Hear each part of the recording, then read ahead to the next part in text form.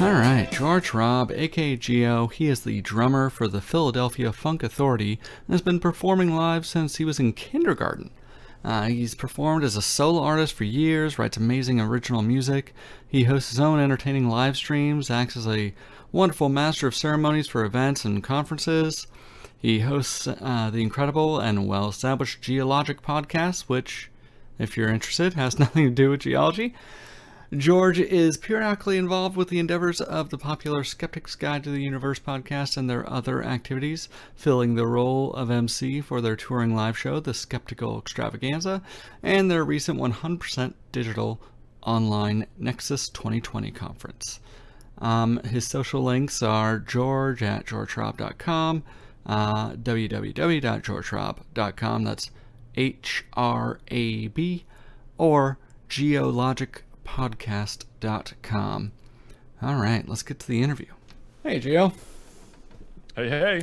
Hey, thanks for joining. So let me go ahead and I'll just start here. So I'm joined today by George Hrab. We just covered his bio on our little intro there, but suffice to say, he is a very entertaining individual. He hosts a podcast. He's a drummer for Philadelphia Funk Authority. He does solo music work. He's got work with the SGU, the Skeptic's Guide to the Universe. He's recently learned to become a game show host, an interesting skill to pick up, and entered the world of live streaming when COVID shut down what I think was his primary source of income, the Philadelphia Funk Authority. So, George, thanks for joining me, and how you doing? Good. What a lovely intro. Thank you. You're very kind. Yeah, it's my whole thing is, be mediocre at a lot of stuff. And that kind of sort of spreads it way out. It out, and so you can kind of get little successes here and there, and it's just, you paint the target after you've shot the gun. That's kind right. of the whole approach. It's the psychic approach too. Like it's kind of the shotgun approach. Like make a lot of small predictions. If you hit one of them, you're clearly clairvoyant. Yeah. We've got a couple good ones. Yeah. So. Yeah, I wanted to talk to you today because, I know that you've played in a band and a lot of live shows. Mm-hmm. I know that you've done like solo performances where people book you for like a house party and things like that, which is super intimate.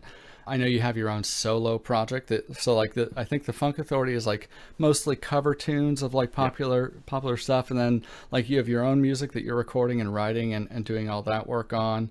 You have your podcast. And so I guess what I wanted to start with, because this is a nerdy podcast, is basically what's your primary? I see you have a mic in front of you. What is that mic that you got in front of you? I love this thing. This is the Samson CO1U. Oh, okay. Which is like a not very expensive microphone. Yeah. I think when I got it was $70. Maybe now it's probably, maybe 80, 85 because I bought it back in the Cretaceous. Mm-hmm. But I love this thing because it's just a USB mic that you just plug in. It's got a very lovely warm kind of tone to it and full range, which I really enjoy. I have my pop filter, the second or maybe the most important thing you're going to buy if you're going to be doing any kind of audio, intimate audio work, because this lets you get right on top of the mic so you can be all sexy that's true and talk like that. But yeah, it's a very straightforward. And then this is just going right into my Mac here, which is whatever this is. This is a 6-year-old, 7-year-old Mac. And GarageBand has been my primary podcasting vehicle, as it were, because it is so stupidly simple to use. And I love it. I love it that it's graphically based, so I can edit almost in real time. Mm-hmm. And I am one who likes to keep things as simple as possible. I don't like having too many steps in any chain in terms of boards and gear on top of gear. And what's lovely is nowadays, you just don't need it. You don't need the external board. You don't need for this kind of stuff, or, for talking into a mic about what movies you watch that week. You don't have to have any kind of compressors or any kind of stuff, because it's all within the programming that you're using for the most part, if you're using GarageBand like I do. Yeah. And to that end, it's actually probably a good note to say maybe some people need to put those compressors down, please. Put them down. Stop touching those. Yeah. Some people slam their audio so hard. Yeah, that sounds too. awful. There's which that's my whole approach has always been to try to make it sound normal and good, or good and normal, whatever that may be. I don't always succeed, but it's The intention is to just get as little distortion as possible, to get as little effect, because if you're doing a talking thing, and that's Right. the majority of what I do on my podcast, 90% of it is me just chatting, which when you think about the fact that you're for the most part going to be living in a person's buds, in a person's headphones, as opposed to through a speaker or whatever. For So sure. it's exceedingly intimate. So if there is some kind of a weird buzz, or some kind of a too bright a tone or too dark a tone or too Yep. compressed a tone, or just too crunchy of a thing, you're going to drive your listeners kind of batty after a while, Yep. no matter how brilliant your observations may be. So to me, it's always just try to get it as sort of as natural sounding as I can, and what GarageBand offers is so straightforward for me, who again, I'm not a very techie kind of person. It's just kind of perfect. Was GarageBand around when you started the Geologic podcast? It was just barely, yes. It was. It was a closet Just in band, I called time. it back then. Yeah. No, it literally. I think I had Closet one of the very band. first. Yeah. Really? Just, no, it was GarageBand, and Okay. it's changed over the years a bit. Yeah. What was fascinating was in the early versions of GarageBand, they had a podcast setting, I remember. which they don't have that anymore, which is kind of interesting. And unfortunately, that setting tended to really crunch and down bit, or whatever they call that, where it would make the signal very, very low res, because they were figuring you were broadcasting through whatever we were broadcasting through. I mean, that was so long ago. Probably half the people had dial-up anyway, right? They want to On make some a level, small yeah, file. potentially, yeah. So I remember early on learning to turn that off. Yeah. And it just expanded the bandwidth of it and just sounded so much better. But that was when you could tell when someone was kind of using those early versions, because you had this sort of like compressed thing, and it was just really annoying. It's just really annoying. Yeah. It sounded like someone was talking through an old telephone or something, for sure. Yeah, basically, sort of, that kind of modem-y kind of choppy thing, which was great because you could broadcast it quickly. You wouldn't have to sit and upload it for hours. But yeah, in terms of the audio quality, to listen to a 45-minute show at that, it's like, oh, it's painful. Yeah, I agree. When you're recording a acoustic guitar at home for like the interstitials and stuff that occasionally occur on your podcast, do you mic that or do you plug into a DI? For the most part, I'm just using this thing. This I just love it, and on acoustic especially, I have a very lovely Martin that I use, and the response that I get from this mic, I have always been surprised and unbelievably happy with. If I'm doing demos or kind of things that are sort of not necessarily for public consumption, sometimes I'll use a DI just to simplify, or just a straight line out of the axe, just to simplify it a little bit, so I can kind of get to work without having to worry about too much about having a microphone in front of me or whatever, just for demos or for sketches or for quick little things. But again, most of my acoustic stuff that I'm doing is just with this mic, and it's amazing. When you record in a studio on acoustic guitar, do they typically, like especially with the professional, do they typically have you do like both, one or the other? It depends what it is. I always, even when I'm live, I prefer to go through a microphone. There is something about, I just, especially with the Martin, it's the pickup in it is great and it works really well, but there is just something about that acoustic direct sound that just bugs me. And it bugs me when I hear it on other people, and brilliant players, and that's become the acoustic sound on some level, which is like a little annoying to me, because you have these amazing instruments, these beautifully crafted instruments, and if you mic them well, not even well, like mediocrely, mediocre-ishly, to me that sounds so much better and so much nicer. On the times that I've been up in Queens and at B Sharp Studio and we record acoustic parts, it's primarily through a couple of mics, actually. You want to get a nice big diaphragm sort of in front, and then you might get a couple little sticks to sort of point at some different parts of the neck, just to get some different perspective, get some finger noise, get some of that kind of texture for it. But for the most part, if you stick a decent mic, in front of a decent guitar with a semi-decent player, even a non-decent guitar with a decent player is going to sound pretty good. So yeah, I do try to avoid, and I get these looks sometimes, like when you had mentioned the SGU extravaganzas that we've been doing. Sometimes I get to a place and I'll be like, if you could put a mic on this, I'd much prefer it. I'd rather stand here. There's also the lovely thing of being able to sort of affect the sound in Right. real You get time your own by volume coming in and control. out, so Right. I know if I have a little featured part that's maybe going to be a riff or something, I can lean into it a bit. That whole bluegrass approach is, I just love that, with one microphone and four people standing around it, soloist moves forward. That to me is so much more organic and representative of what music sounds like for real, Hmm. around the proverbial campfire or whatever. That I just, it relies on the skills of the performer, and a decent performer should be able to shine like that, from my personal taste. And I always prefer that, as opposed to hearing some cranked acoustic guitar that's mostly just top end coming through a direct line. Right. And it's like, oh, you're just, and again, there's nothing wrong with that. It's a personal preference, but you might as well be playing an electric. You might as well be playing some kind of a electric guitar or a hollow body guitar, and even those are going to sound better, I think, than the quote unquote acoustic direct sound. Yeah, I mean, I agree. You are in fact playing an acoustic guitar, Yeah, and maybe. it's hard. It's hard to, especially if you're on a stage, if you're in a loud bar, if you're Oh on yeah. whatever. It can be a challenge. It can be a challenge. We did a show in Philadelphia. We were at the Kimmel Center, which is this lovely theater in Hmm. Philadelphia. And oh my gosh, the guy had this. I don't even know what it was. It looked like a book lamp. I don't even know what this microphone was, and I should have written it down, Interesting.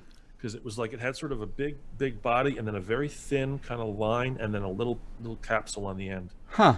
And he stuck this thing in front, and I just like played one chord and just the room filled. And I'm sure it was a combination of the room and the guy knew what he was doing, obviously, but it was like, oh, you Probably. know what you're doing. It was just heaven, just to be able to have this guitar sound, this Right.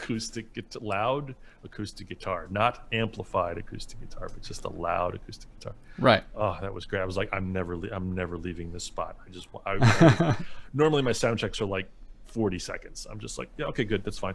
I was there for a good like 10 minutes, just like, oh yeah, let me just check this again, because this is, oh my No, god, it it's so sounds good. so good. Yeah, I've done that once or twice for sure. Heavenly, heavenly. Yeah.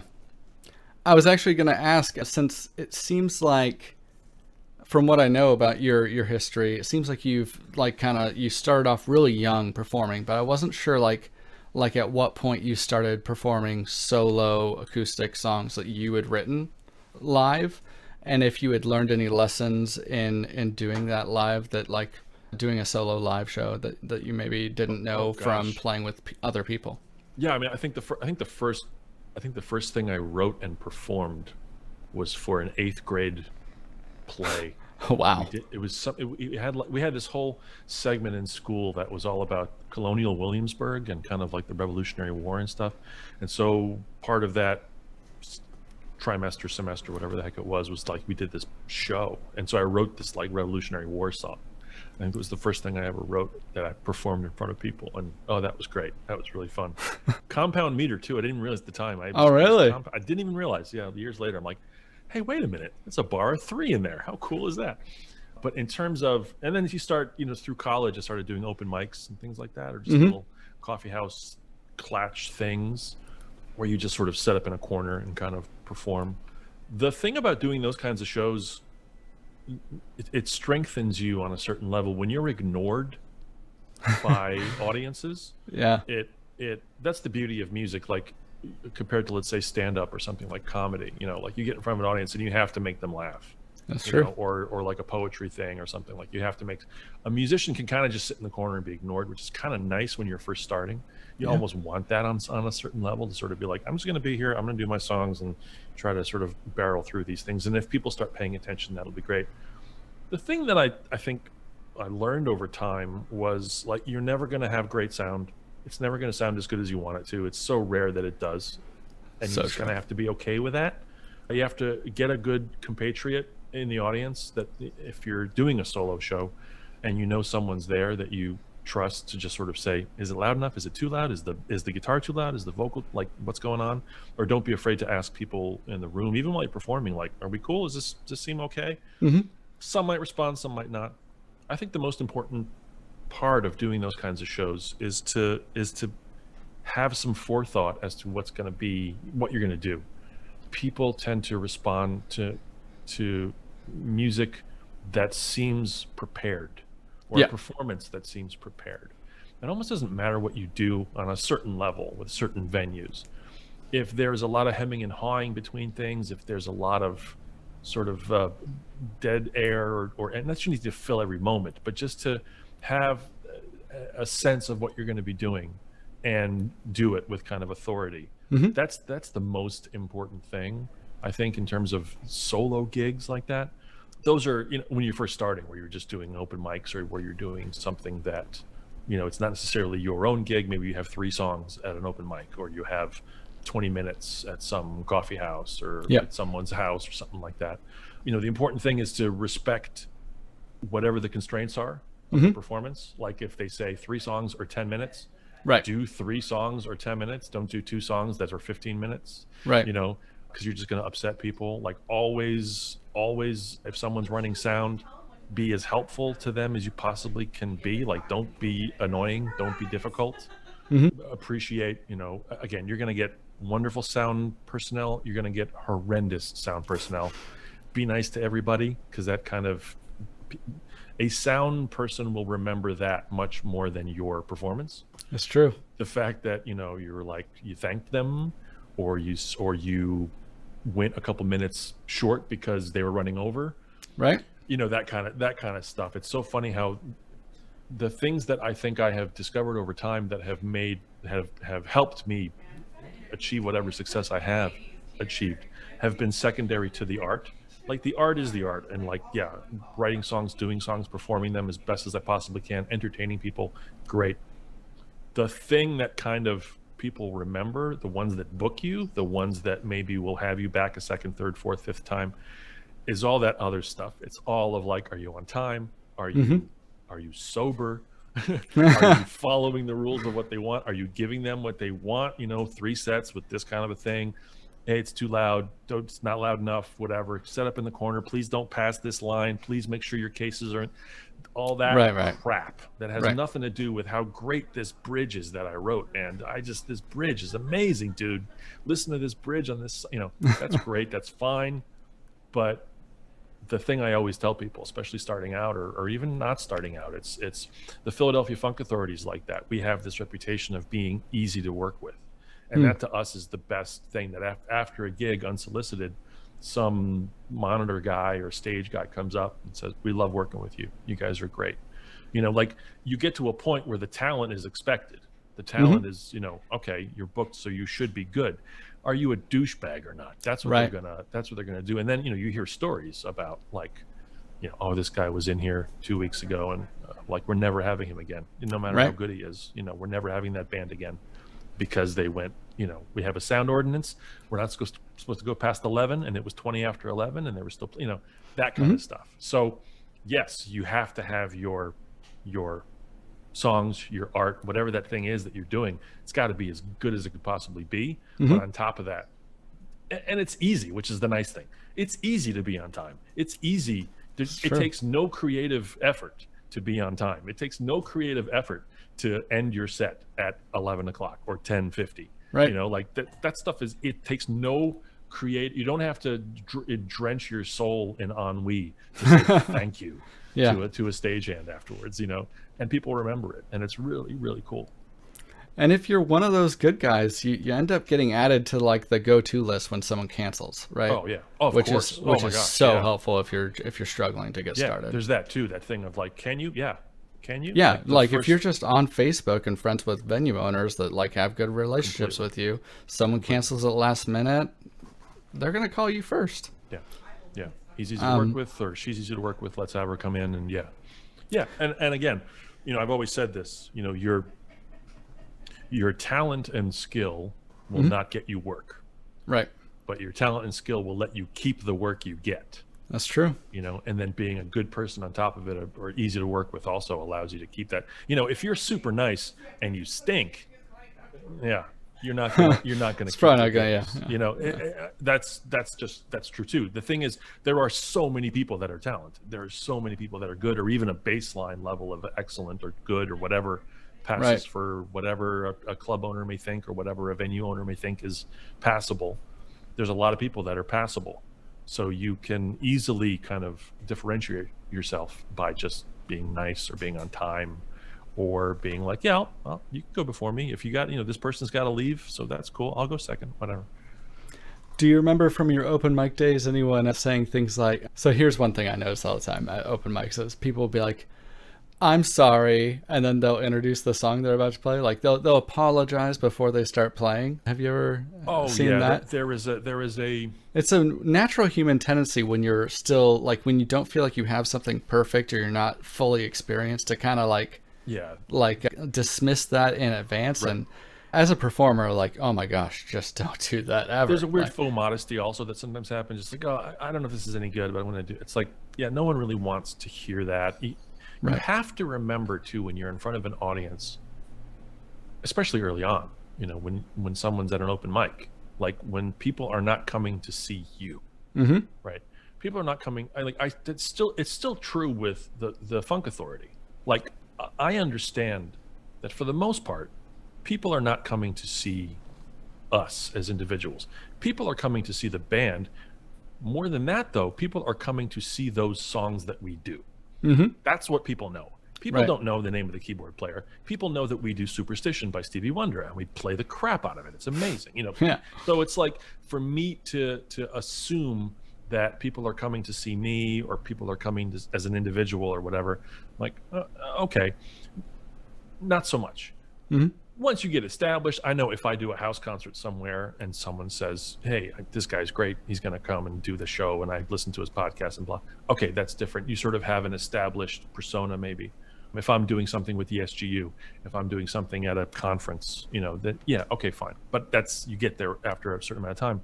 So the thing you don't want to kind of fade into or walk into is this idea that people know who you are, people know what your hangups are, people know that you're actually very nice, or actually you're very funny, or actually you're self-deprecating. I made that mistake early on of kind of using or assuming that self-deprecation would come across in an endearing way, and it actually just comes across as like, well, what are you doing here? Yeah. I mean, if you suck, why don't you go home and practice a little bit more? Yeah. If you're so concerned about like, oh gosh, I hope this is cool, and oh, sorry, I messed that up. Even in a kidding way, like people don't know your personality or who you are. So you either come across as sort of just full of yourself, or just like, well, what are you doing here? I have this song called "You Famous," which is the chorus is like, you've never heard of me. Not a word for me. And the thing is, I won't be famous anytime soon, but I can play a pretty fine tune. That's the chorus, which it's a fun song. But I realized early on, when I would be at some conference where the majority of people not even the majority, no one knew who I was. Right. But I had gotten a booking because someone knew someone or whatever. And this guitar playing guy in a suit comes out, and the first song he does is, I won't be famous anytime soon. It's like, well, what are you doing here? Like, why are you? You're literally on stage at a conference. Yeah, to me it was like, oh, it's this cute song where I'm saying, I realize I'm not going to be famous, and I'm okay with it. And it's like, well, it just didn't come across that way. It didn't come across. I stopped doing that song. I realized, like, oh, this is really turning people off. I'd have to win the audience back. Like, it's already difficult enough to win the audience to start with. Right. But now I had this disadvantage of now they're going, okay, if you don't think you belong here, then what are we doing? So Agreed. Not that you need to enter the situation by saying, I belong here, damn it, and I'm fantastic. Right. Not that, but it's a question of, again, the preparedness that I mentioned before. Have your set figured out. Be prepared. If a song's not ready, don't do it. Right. If you don't know the thing, or whatever the conditions may be, that if your guitar doesn't stay in, if that B string doesn't stay in tune, like, don't do the song that's going to rely on the B string being in tune. That's true. The last verse or whatever it may be. Right. Don't apologize for it. Don't make excuses for it, because people, for the most part, they want to relax and watch a performer perform, and they're gunning for you. They're rooting for you side. every time. Rooting for you. Every time. Yeah, there's this like cliche of like, the sharks are swimming out there and they just want to, but they don't. People want you to do well, and if you can provide them with confidence. Without being a jerk about it, without being overly confident or thinking something's owed to you, but just being like, this is what I do this really well, trust me, like, just give me 10 minutes and I'm gonna give you a couple tunes that I think you're gonna like. Not saying that, but just implying that by your sort of confidence or whatever. I think that's something that I do pretty well, in terms of like, this is what I got to offer. Like, I think you're gonna love it. If you don't love it, I totally understand it, but I'm gonna do it for 10, 15, 30 minutes, and then something else will come along, and it'll be cool. For sure. The other, I'll just say in passing here as we move on, that the other bit of great advice I got when I was early on in my open mic career, for lack of a better term, was when someone's introduced you and said, okay, so here's Daniel Shower, don't say, hey, I'm Daniel Shower, and like introduce your first song. Just play your first song, because that's how every concert you've ever been to has gone, right? Someone introduced the performer, they came out and they started playing their first song. Hopefully. And then they said, hey, we're blank from blank. Yes. And right. Yeah. I think it may depend on the circumstance. It does. For me, people certainly. always mispronounce my name. Oh, yeah. So whenever I got introduced, I would sort of like, sometimes I'd say, yeah, I'm George Hrab. Good to see you. Yeah. Oh, yeah. Here we you go. don't get to spell it phonetically like I do. I just spell it like the word, taking a shower. Right. And everyone gets it. Yeah. But that's true. Yeah. The worst is, being introduced, and then you walk out and you plug in and you tune up and you check the thing and you get to your page on the book, and then you adjust the mic stand, and then you adjust the music, fucking play already. Let's go. Exactly. Yeah, exactly. That's absolutely essential. Yeah. Do you use any pedals when performing live, like a harmony pedal or anything? The only thing I've done is a looper a couple times. I had a couple little loopy things. I did like an 80s What is your show a looper? couple times. I don't even know what it is. It's just like a 2-channel Boss. Yeah. Yeah, the red one. The red one. Yeah, the little red guy. Yeah. It's very simple, very straightforward. Yeah, I like that.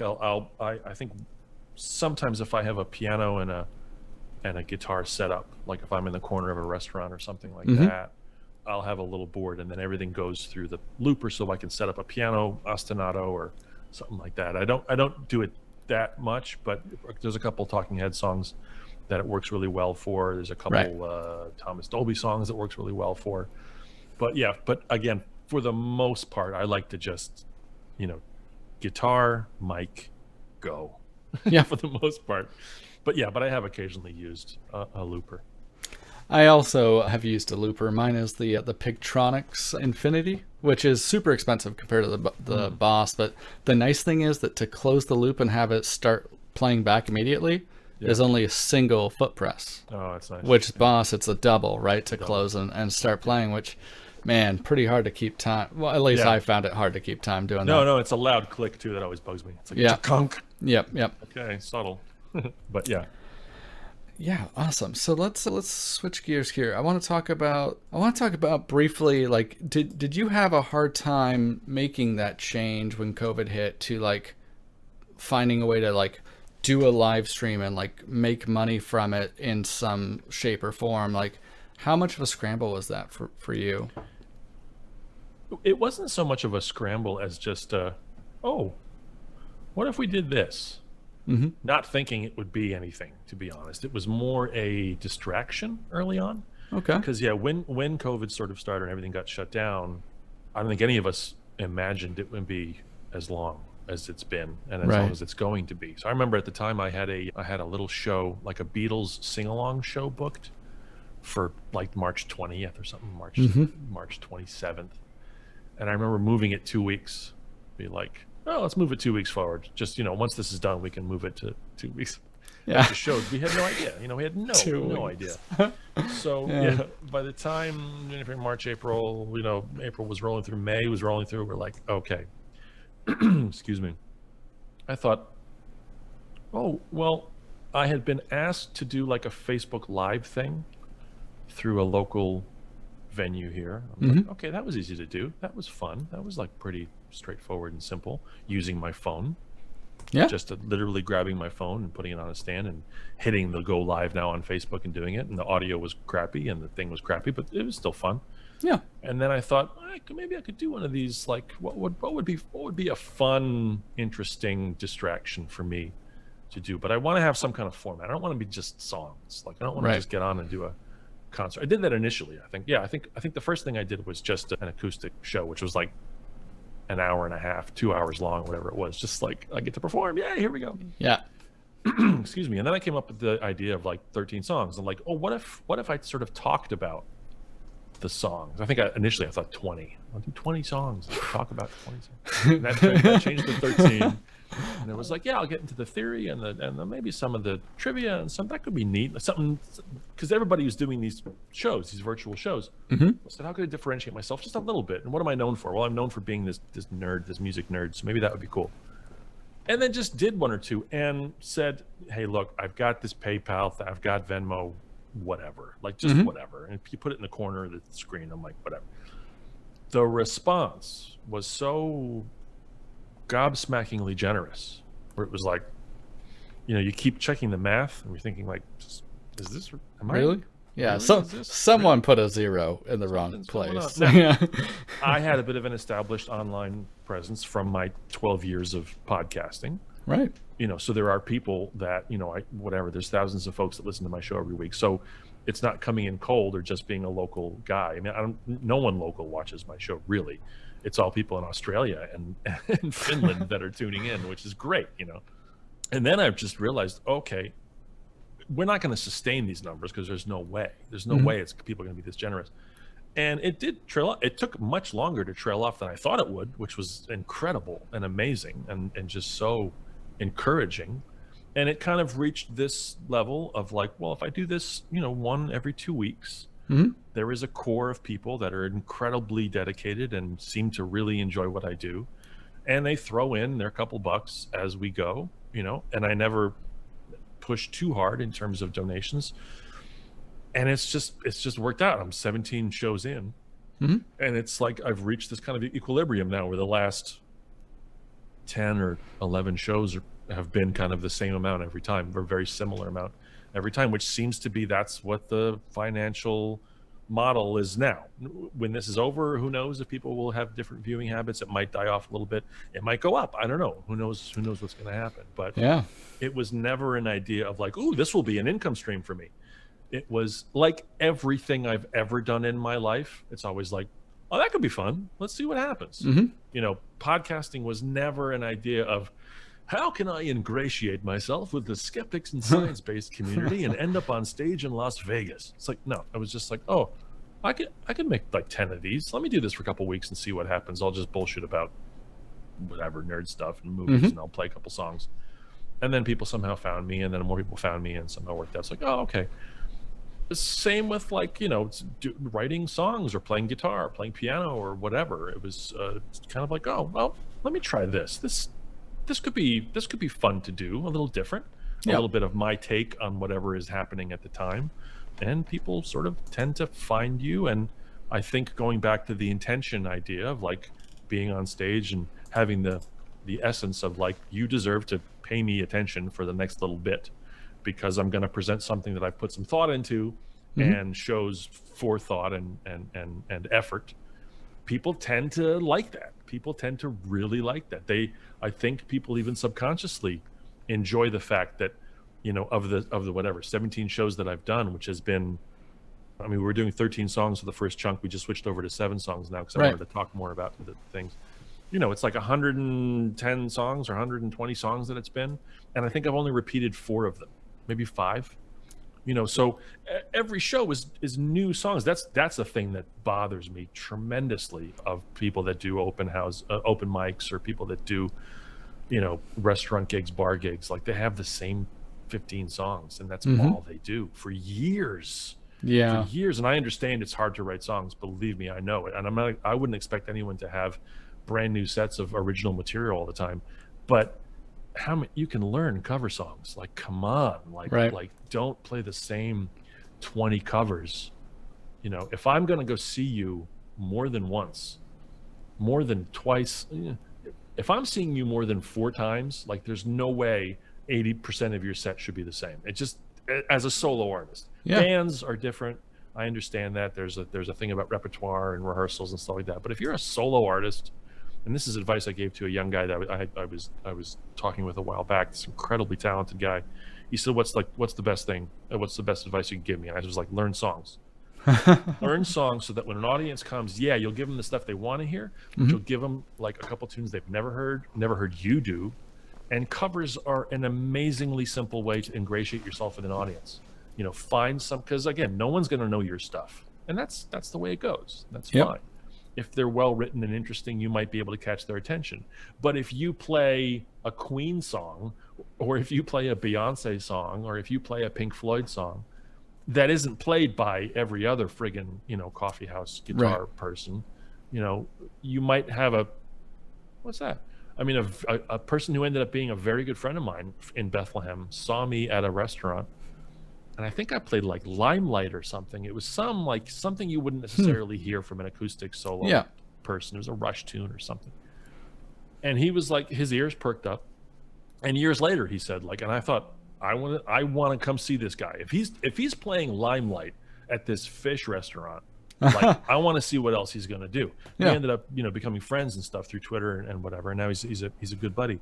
But that was that thing of like, oh, okay. And again, not that it's easy to do, but it's a simple approach. So have as vast a repertoire as you can. And the thing is, anymore, there's no excuse to not be able to learn songs. Like, there's no, like, the fact that all the lyrics that have ever been recorded are on the web.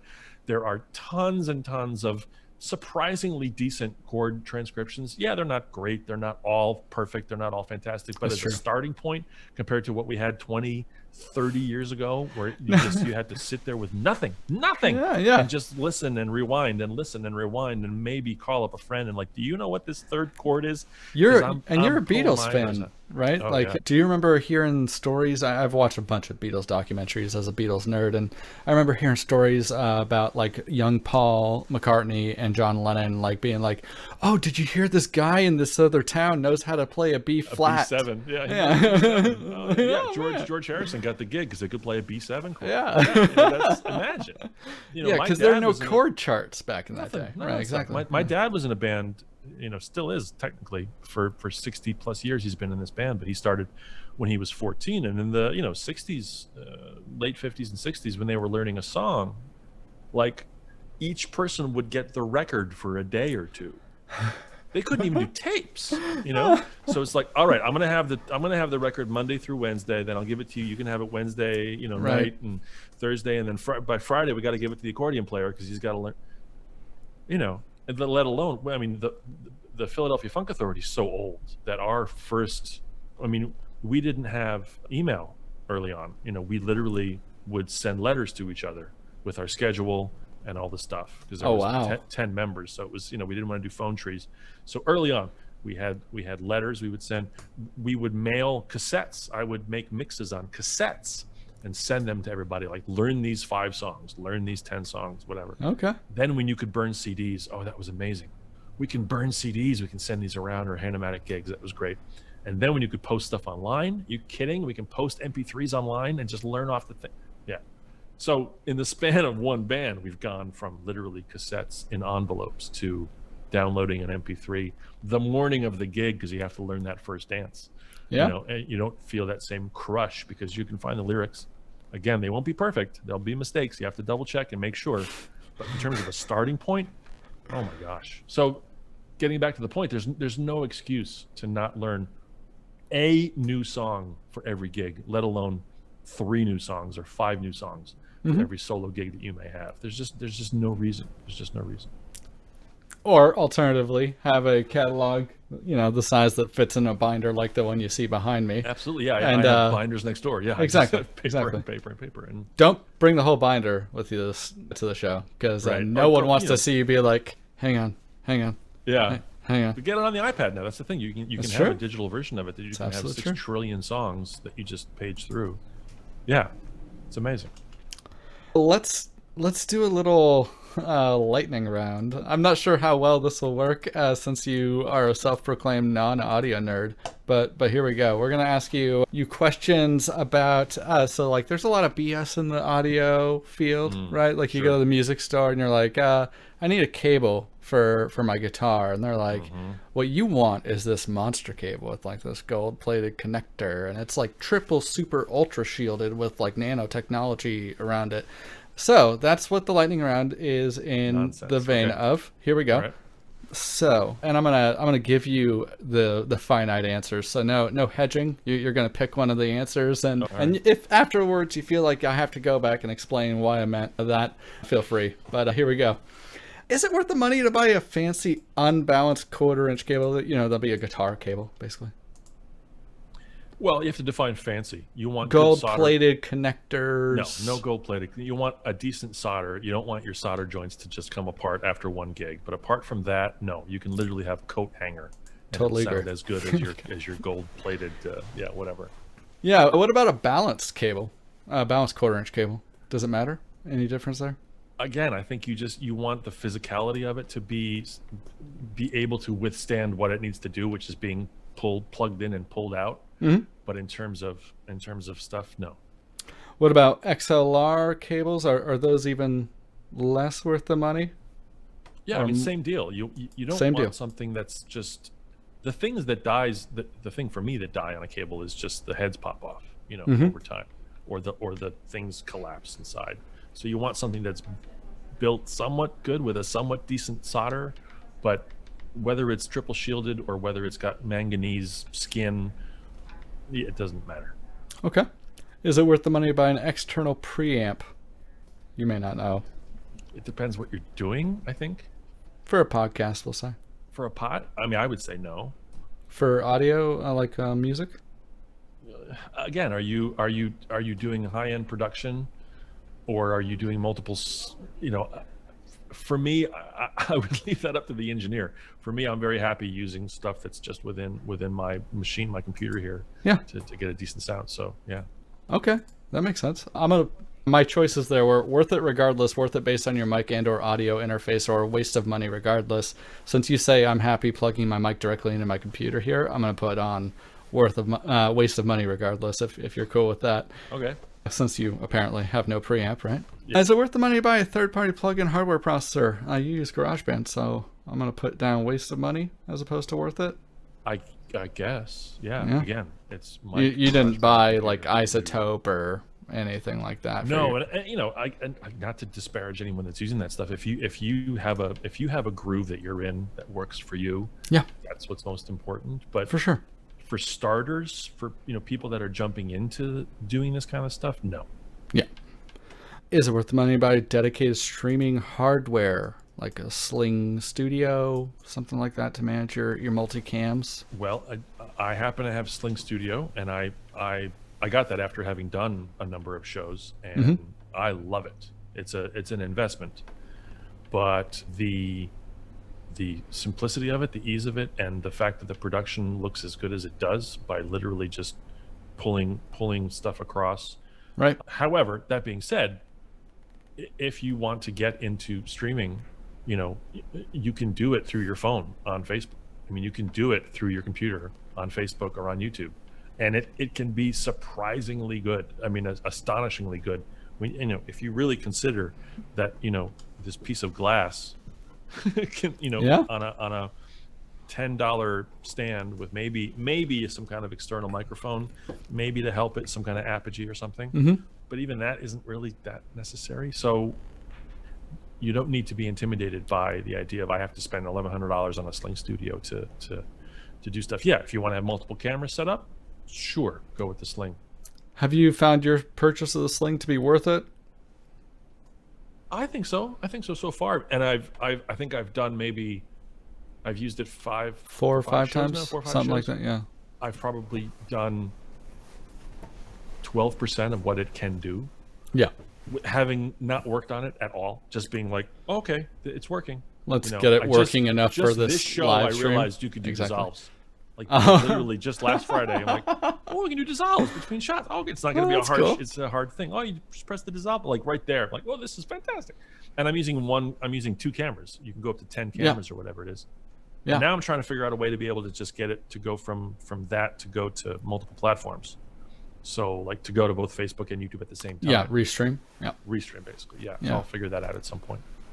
I just don't have the damn watermark. Oh yeah, we could talk. I'll show you how to do that. All right. Yeah. Do you have a green screen at all? I don't. No. But you've worked with one for SGU, right? Yeah. Their whole actually Jay redid the whole basement, so the entire basement there at the SGU studios is a 360 green screen. And it Or- allows or you to basically do a 270. whole different show than you ever could have done Yeah. with a practical set. But like Yeah. they're also super expensive. Do you have any idea as to whether or not they feel like it was worth the investment at this point? I think for them, I mean, the fact that the Nexus Virtual ran as smoothly as it did, looked as good as it did, I think it was worth it. And most of that was just sweat equity. You know, that was just Jay and Ian putting the stuff up, building everything, installing it. You know, making for that we had one solid wall. That was like the weatherman. You know, we called it the weatherman wall. That's what I stood in front of. So we had the virtual game show was sort of on this thing, and then we had other stations that had green screen as well that you could do sort of fly-ins from desks. Now the whole room is just entirely green, so you can do, like I said, I think it's like 270 degrees full green, so you can do wide shots of like, you know, Wow. real-time shots. And it's an investment of installing time, but if you're going to use it all the time, and the way we want to use it for game shows and for conferences and for 12-hour shows like we're doing in 2 weeks, And probably 24-hour shows in like 24-hour shows, in that'll like happen at 2 some months point. after that, right. based on the way Steve set the goals. Yeah, I think Jay would definitely say it's worth it, because it just Yeah. expands your palette. It just expands. I mean, we're going to be on this virtual spaceship for the 12-hour show. Like, Yeah, what? it looks It's super cool. astonishing. Yeah. But yeah, for something that large, you also have to like, it's not just the green screen that you have to invest in, it's also like the lighting and stuff, because if like it's not all the same color green, then the effect doesn't work shadows and stuff like yeah, that. but they, you know, again, they have so much gear They did it. Yeah. they've got over the years, so, and they've been doing it right. Do you use a conferencing software like a Zencastr or a Zoom or anything like that to I've record? been interviewed on Zencastr, but I haven't done any kind of interviews via Zoom or Gotcha. anything like that. When my mom calls into the show, I mean, I literally talk to her on my cell phone and I hold it up to the microphone like this. Is Yeah, that how so you that's, do you know, that? and when I first started the show, we still had a landline, and I would take it was a speakerphone, and I would take the speakerphone with a rubber band, and I would attach rubber band to the mic, so it sort of sat on it, and I would get to the side, and I'd talk to her, and she'd talk through the thing. Now I literally just sit here like this with the speaker. I talk to her. She can hear me. I can hear her, and the mic hears me and her. Yeah. It's super simple. I mean, you can't be any simpler. You just got to make sure it sounds okay. You know, get your levels right, get your volumes good.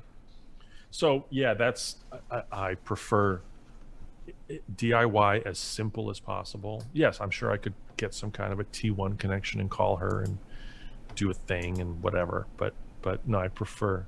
That was actually a lecture that Steve Novell and I did years ago at a Nexus about starting a podcast and stuff. And Steve is gear, and Jay is gear, and they have all this, plus they have 5 hosts that are, calling in, talking in from all over the place or whatever. So we showed Steve's setup, and then we showed a picture of, a phone rubber banded to this microphone, saying, these are both legit, these are both ways to do it. As long as you make sure it sounds okay, whatever you need to do is fine. Yeah. Don't be intimidated by it. Cool. I think that almost wraps it up, because all the other questions I've basically asked in earlier on in the interview, basically. So I guess the last thing I wanted to ask on here was like, if you're willing to tell us a ballpark of like what it costs you monthly to host your podcast and have it out there. Oh, well, Because I've had a surprising range of answers, actually. yeah, I mean, for the internet I mean, it depends what you consider a cost. If you're going to put food, We'll assume that you already had rent and internet. food. Yeah. Yeah, I mean, if I already have internet, and like the gear that I have, I would consider that already sort of spent, and that I have. So it's, I mean, hosting is $17 a month, I think, $24 a month, maybe. I don't even know. Is that for It's both your show web page and the RSS feed that you need for the podcast? Yeah, the RSS is separate. So the web, like GeorgeHrab.com Yeah. is a separate thing, that's just through my regular provider, which is whatever that is, whatever monthly fee that may be. But the geologicpodcast.com through Libsyn, again, is like $20, $25, less than $25 a month, I think. Okay. And that's it. It's kind of astounding. Something like $35 a month, it sounds like, I right? would say, Between yeah, like your less than. domain to have georgehrab.com and Oh yeah, host your yeah. website. That's like $50 for the year or whatever it is. So Right, yeah, right. easily less than 50 a month. Easily, yeah. Sure. Awesome. By the way, I just love how your show is just formatted. I love the. It's clear that you've developed a number of bits and stuff that you have on the podcast over the years. Like I assume that you haven't started with like all the bits that you like Dr. Vanyan Hadji's. You know what's funny though? When I surprise myself sometimes, and I just go back. Not that I listen to old shows, but I'll just, if I'm looking for something. Like, wait, have I done this animal? Have I done this interesting fauna already? And I'll go, I was like, yeah, I did it, show 6. I did it, back in 2008. And I'll see the info for the show, and it's like, oh, wait a minute. Like, I had religious morons from the get-go. I had interesting fauna from the get-go. The thing was, I did a radio show for 3 months, one summer, 2.5, 3 months. At a local college station. They had this thing of like, when the students are away, local people can do shows. And so I knew the program director, and I said, do you mind if I come and do like a weird talk show kind of thing? And he's like, you can do whatever you want. You gotta do the bumpers and do the commercials or whatever, but you can do whatever you want. I said, can I be on late, like 11 to 1 or something on a Tuesday night? Because no one's gonna listen, and that's fine. So I did whatever it was, 13 Tuesdays. Those are actually available as an archive. If you subscribe to the show, you get to hear all those. And I just developed bits like I was calling my mom from the radio thing. I had a buddy I called a couple of times too. We had the moron history chunk. A lot of those bits were developed there. So when I started show 1, like a lot of that was in the can. It surprises me sometimes like how much of it was developed. The nice thing of what the Geologic Podcast offers is that it's modular, so that I don't have to do the same bits every week. Right. If I can't find an interesting animal, or if I don't want to talk about whatever, some indestructible bastard, I just don't. It's sort of compacted itself into a way that I understand this is the format that's kind of worked out, but it's not in stone by any stretch. And sometimes I'll mess with it. I'll do a full album of covers, or I won't do an introduction, or I'll whatever. I mean, there's a show that one of my favorite episodes was the Memento show. I don't know if you were listening to the program then, or if you're familiar with the movie Memento. I am familiar with the movie, but I was not listening at the time. Yeah. So in essence, like a lamp falls on my head at the start of the show, and I get that sort of Memento. I can only remember a couple seconds at a time. Yeah. And the whole show is backwards, so the whole program is then played backwards, and then it reveals sort of the bits, and then you hear the lamp fall on my head at the start of the show. Something like that. I just saw Memento, and I so loved that film, and I thought, all right, how can I kind of do my version? Or the April Fool's show, where I did a transcript of the SGU. I don't know if you've ever heard that show either. So they have lots of their transcripts are online, right, for their their hearing impaired. So I found so I found a transcript, and the characters from my show, so Damian Hanji and Rupert McClanahan and Mortimer, assumed the parts of the SGU, and then I just did a full SGU episode reading what they had done as if it was an SGU episode. Which character was Steve? Steve was Dr. Damian Hanji. Yeah, Oh, Steve was Hanji. That makes sense. Evan was Minoisha and Terrorberg, because Yeah. Bob was Rupert McClanahan, which was great because he was getting all flustered talking about stuff. And then Jay was Mortimer, because Jay loves Mortimer, so he had to be Mortimer. So he was Mortimer. Okay. And the best compliment I got, I mean, people liked that, thought that was really fun. They liked that it wasn't like a 5-minute, it was a 45-minute show, like just doing it. And what Steve said, which was really great, was he said, like, I never get to hear the SGU like in a new way. I never get to hear the episode for the first time. And this was like the first time I got to hear the episode for the first time. Like, you could recognize who was talking because of what they were saying in the cadence, even though it was a different voice. Right. And he was like, thanks for doing that, because it provided me the opportunity to say, like, oh, we actually produce a pretty good show. It was interesting. He was interested in the information that Mortimer was telling him or whatever. So it's funny. That was cool. But that's what my, again, it's such a silly name, the fact that there's no geology, and that just sets you up. Like, this is not going to make any sense. And for the most part, yeah, I'll have the intro, I'll have the thing. Mom will call occasionally. I'll talk about morons. I'll talk about this, talk about that. But every now and then you get some like little curveball that, again, respecting your audience. Yeah. People can tune in and they know what they're going to get for the most part, but they don't always know. And I think they like that. I think people appreciate the fact that you might get, oh, this week he's doing Abbey Road. Okay. Yeah. Yeah, for sure. Acoustically. Great, and they appreciate that because it shows that there's some effort put into it. So Yeah. Yeah.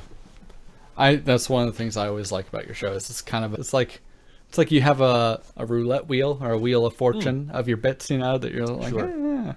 which one came up this week? Oh, I neglected to ask about the services. Do you use the service to sell your music on Amazon, iTunes, etc.? I had been going through CD Baby. CD Baby, yeah. When you sell your hard merchandise through CD Baby, you automatically get all the iTunes, all the Amazon, all that stuff. Now, CD Baby has changed, and they are no longer selling physical stuff. So for my next album, whenever that may be, I'm not sure how that's going to work. I'll try to figure that out. I'm still a fan of tactile stuff, so I will probably release a CD, but I realize most of it will be downloaded. So yeah, CD Baby was very, very easy to use, and their VIG was relatively small, which was nice. So yeah, so everything on iTunes, everything that you can get through all the streaming is through them and whatever organization they use to do Okay. it. So that's physical albums, right? But also the digital MP3 albums that you can buy through iTunes / Amazon, but also getting it on streaming services and royalties for that. Pandora, all that. All that stuff. Okay. Those are all options you can choose when you're doing. Again, I think this has all changed in the last 3 or 4 years because they stopped doing the physical thing. So I don't know what their services are anymore, but there are plenty of organizations that can stream all kinds of things for you. Yeah, for sure. I think TuneCore is another one that sells, that allows you to do the selling of digital music and streaming royalties, but I'm not sure if they do the physical thing these days or not. Yeah. I might end up just doing the physical thing myself, like getting some kind of a mail service, that I can whatever that stamps.com pre-printed CDs. Yeah. And then be able to get those out to people, because I think that market will be much smaller than it was, but I still think people will appreciate that. And then at gigs, once we're allowed out of our houses, right? People still like, at least in my demographic, which is older, they still like to buy CDs, which is fine. Yeah. And now I have the thumb drive thing too that I do also. I don't have one here, but I've been doing cassettes. Yeah, it's like with in a cassette drive. play. Yeah, an old old jewel case or but whatever. then you get the thumb drive, and it's 3 hours of music on the thing. Yeah. So how cost effective is that? Like, are you using a vendor to produce those, or is that no, I CD make Baby? it myself. I mean, we literally up the street there's a printing place. Oh, It just prints out the sheets. With an X-Acto blade, I cut them out, I fold them, I put them into the cassette thing. I put every thumb drive goes into my computer. I drag the files onto it. wow. So the unit price on each thing is low, but because you're giving someone almost 4 hours of music, you can get a pretty decent price on it. So Yeah, for sure. but it's work. I mean, it's like to do 100 of those, that's an afternoon. Yeah, you better hope you never get a large order. Well, in a way you do, in a weird way, because when I'm working on it, when I'm sitting there, I can show you here actually. Here's my.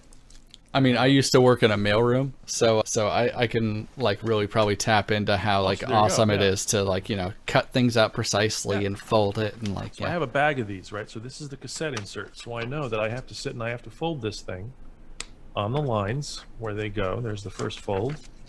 There's the second fold. And I sit here for an afternoon and I do this. And as I'm doing this, I'm thinking to myself, okay, that was a $3 fold. That was a $3 fold.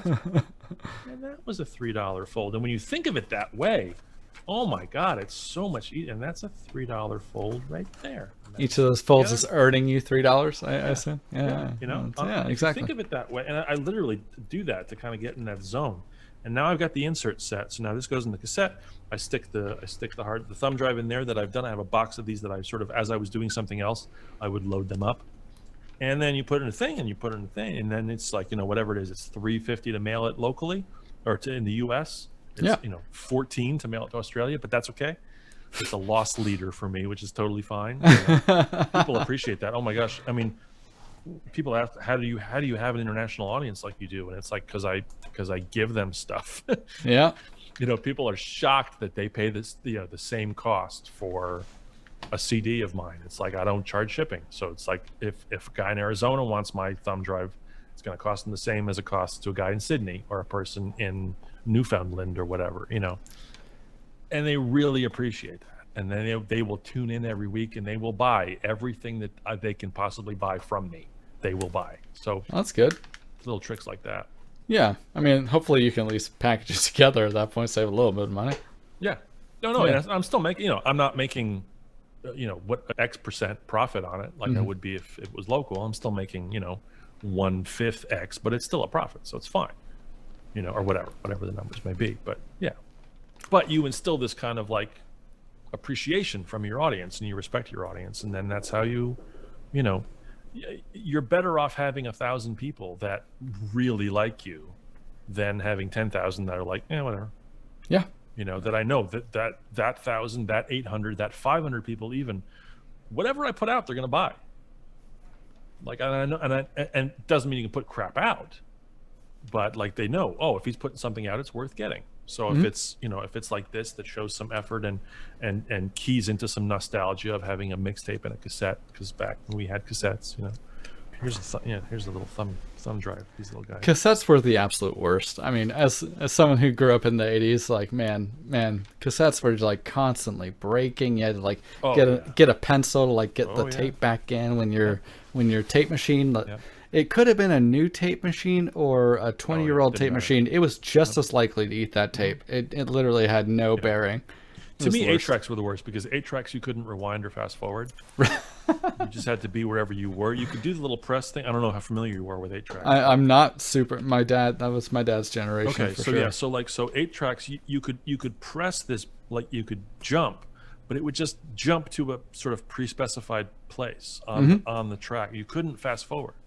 So like you would learn over time, like, okay, if I get to the second chorus of this third song and I hit the button, I should get to this other song. So it jumps forward because it knows, like, I need to jump forward 2 minutes and 30 seconds to get to the next song. But it would somehow jump to another track. So like the songs, I don't even know how 8-track technology works. So weird.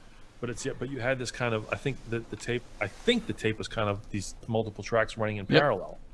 And so if you were at this point and you hit the button, it would go to any of these other sections on the tape. It wasn't jumping ahead physically on the tape. It was just jumping to another track. Right. So you could jump between tracks, but you had to kind of learn, like, okay, if I go this and this, I wonder how that worked with like very weirdly, where like this albums where the tracks weren't roughly equal. Like, you're 5 minutes into Stairway and you try to jump to track 3. Like, are you actually going to be in track 4? You know what I mean? Oh, like, yeah, no, you had to learn. That's what I mean. Like, it was a crapshoot. You literally had to learn. If I want to go to the beginning of track 3, I gotta wait till 1 minute in track 1 and then hit the next thing that happens like 30 seconds after that, and then I should be close to. Yeah, it was this game. It was this crazy game you had to play. For the most part, you just played the thing. You wouldn't jump around. Exactly. That's what I liked about cassettes, though, in a weird way, was that wherever you stopped your cassette is where you would start it. So if you listen to an album and you get 3 songs in and you stop it because you got to go do homework or you got to go whatever, when you came back, you would be at song 4, and it encouraged you to listen to entire albums that way. Yep. When CD players started coming around, now eventually they would start remembering where you stopped, but those first CD players that I had, every time you plugged it in and turned it on, it went back to 1. Track 1. So if you had some, if you had some disc that had the 2 tunes that you liked in track 1 and track 2, you might not ever get past those to get the track, 6, 7, 8, 9, 10 on whatever album it may be. It's true. So I used to, with my cassettes, I would go through entire bands, like their whole catalog. Like, okay, this week I'm doing Rush. So nice. You get that first album, you put it in, you listen to it all the way through. Okay, next album. But however long it takes, you do in order to get through to whatever. And that was something that I thought was really fun. Now, obviously, you can do that at the click of a button, but it's not quite the same investment anymore. But that's it isn't the same. Actually, okay. Like, as someone who's I consider myself an album musician. Like, I typically don't try to write songs. Like, I'm writing songs as a way to fit into a larger project, if that makes sense. Yeah, Are of course. you the same way? Yeah, I Or mean, I'm an album person. The next record will be specifically sort of an album, Mhm. which I'm very excited about. So yeah, I like the idea of investing time, and I don't even do it that much anymore. But I like the idea of putting something on, and the fact now that you don't have to flip the record over, that you can have a right. 45-minute stretch or a 35-minute or a 55-minute stretch of like this is a singular, not even concept or idea, but an experience. This is a Right. singular experience of let's put this album on. I I think ha- it's great. I'm all for singles too. I mean, I'm all for writing a great song that's 3 minutes, 5 minutes, right. whatever it is. That is your experience, top to bottom. You have the whole crest of every emotion you can possibly have. Great. And listen to that Absolutely. song as much as you want. Listen to that, put that thing in your mix, put that thing on your phone and your whatever. But yeah, there is a certain something to putting on Dark Side of the Moon or putting on, you know, a speaker box and just listening to the whole thing. It's like, Yeah. oh, okay, yeah. Actually, to follow back on the point of when CD burning came out, right? Like 80-minute CDs were a Yeah. thing, and so I made it kind of a special project of mine to make an album that was literally, I think it's 79 minutes and 56 seconds long or something Fabulous. like that, Yeah. where it's literally it progresses through key changes from song to song Oh, sweet. as it goes through, and it was very conceptual, but it was a fun project to work on for sure. Great. That's great. I think we're approaching. We started early, and we're now approaching the end of our schedule time. So I appreciate you recording all this time with me. It's all good. I've done my best to avoid asking any question that I feel like you probably get asked on a lot of interviews. I appreciate that very much. I appreciate that. But But you can ask. I'm whatever you want. I'm going to go ahead and ask one that I'm sure you get asked all the time because it's my final question that I like to ask every As long as it's musician. not where do ideas come from. No, oh my god. If I could Do answer you write that. the words first or the music first? No. What does this song mean? Please don't tell me that. No, I want to know the funniest story from a gig or tour that you have. And I'm going to ask for a solo gig specifically, if you're willing. It's funny in that I'm a guy that tells stories all the time, and I every week I talk out of my sphincter for 45 minutes. But invariably, when someone asks me a question like that, I have to go through the hard drive in my brain and think. I did a. Sometimes people find it helpful if I jump in with a story too. So let me know if you need a minute. Thing. Yeah, no, yeah. I did an awards show once. It was a local, like, awards program that was for Lehigh Valley musicians. Mm-hmm. I'm in the Lehigh Valley here in Pennsylvania. And this was early on in the organization's existence. And the host of that particular program, the MC, was such a travesty of just like uncomfortable humor, and you didn't know if he was joking, if he was telling a joke, whatever. And it was just, and I had to do 3 songs during that show, and for just some reason I just focused on how terrible this guy was. And I think again, I don't recommend doing this, but I think I got up there and the first thing I said was, "It's such an honor to be here. This is reminding me of my favorite movie, The Godfather." It was an abortion, Michael. It was an abortion. Oh my god. And so the audience is just in the palm of my hands. Yeah, and I kind of just went off, not directly saying this guy, but it was just like, it's so great to be surrounded by such professionals and to be able. Yeah, I did my 3 songs and got out of there, and it was awful. That one, that's something I would never do today. But at the time, it was yeah, that was pretty crazy. One of the coolest gigs I ever did was on a boat in the Galapagos. Wow. I was on a trip to the Galapagos. I hate to, one of the people that was on the trip as the celebrity, quote unquote, whatever, not celebrity, but Was Charles semi- Darwin? whatever, Yeah, Charles. yeah. You hate to name drop it. I mean, Charles was No, there. I'm saying the reason I was on this trip, I wasn't paying for this trip. I was asked to go on this trip. So I was like the gotcha. entertainment for this thing. So That's awesome. yeah, it was unbelievably fantastic. So one of the things I had to do, obviously, was do a show. And so I ended up doing my periodic table of elements show. So I've written.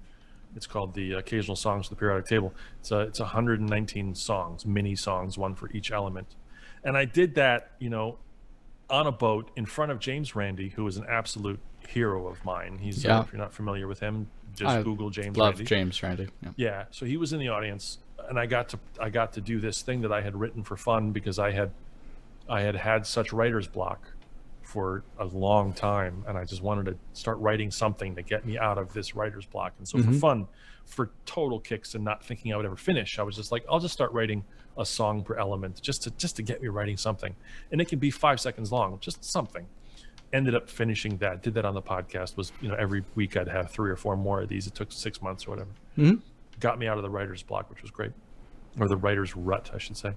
And again, never thinking, hey, I'll perform this in front of James Randi in the Galapagos Islands, and performed it. And he thought it was great. He loved it. The people that were there, it was such an audience for it because it was all just science nerds. And that was incredibly cool. That was an incredibly cool moment where I kind of just like stopped for a second and have to think, like, how did this happen? Yeah. How exactly? I can't quite explain. I mean, I can explain, but I can't quite explain how this happened. So to go from the abortion gig to be playing my 60 or 70 minute long composition of elements in front of one of my absolute heroes on a boat, on a luxury boat Galapagos. Off the Galapagos. Oh my It's pretty cool. Yeah, it's pretty good switch. Okay, I'll give you that one. Well, yeah, thanks, George. Was there? I know. Do you want to plug your social media or anything like that before you go? Yeah, okay. I'll link y'all in the show notes and all that. Link away. Yeah, It's I all will good. do that. Thanks for your time. I love your stuff, and I hope that we get to talk again sometime in the future after COVID, maybe in person. That would be nice. Yeah, at a gig. And I appreciate your preparation. It really means a lot, and it's not common. So I really appreciate that as someone who's done a serious amount of interviews. I really appreciate your preparedness. Oh, thank you. Kudos to you, my young Padawan. You're not my largest number of interview yet. I actually haven't done that many. Do you have any advice for me as someone who's learned to interview recently? The fact that you're doing it as well as you're doing it so at the start is great. You obviously put work into it. I think, yes, find out what questions get asked a lot and don't ask those questions. Find something that of interest to the person that might be outside of what they're famous for.